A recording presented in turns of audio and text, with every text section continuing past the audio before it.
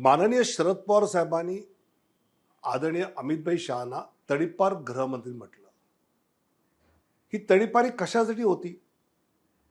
की पाकेटमारी दरोडा यासाठी नव्हती, तर लष्कर ए तोयबाचा हस्तक स्मगलर सोहराबुद्दीनची गुजरात पोलिसांकडनं एन्काउंटर झाला.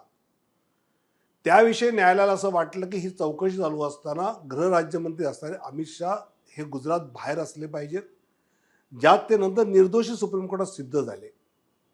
पण पवार साहेब, आपण हे बोलत असताना जी अमितभाईंनी आपल्या टीका केली की 1978ला पहिली गद्दारी आपण केली, ते तर वास्तव आहे.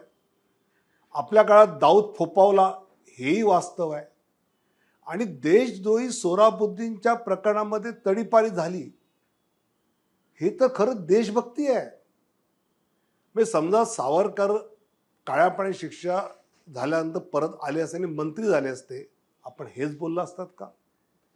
आणीबाणीमध्ये श्रद्धेय अटलजी अडवाणीजी जेलमध्ये होते, नंतर पंतप्रधान झाले आणि गृहमंत्री झाले, त्यांच्याबद्दल सुद्धा आपण हेच बोलाल का? पवार साहेब, हा छत्रपती शिवाजी महाराज शाहू फुले आंबेडकरांचा महाराष्ट्र आहे. लोकांना देशभक्ती काय, देशासाठी कोण काय करतं हे नीट कळतं. त्यामुळे अनावश्यक एखादी बोचरी टीका झाली असेल तर खिलाडू वृत्तीने ते मान्य केली पाहिजे, पण असं चुकीचं विधान किमान आपण करू नये असं मला वाटतं. एबीपी माझा, उघडा डोळे बघा नीट.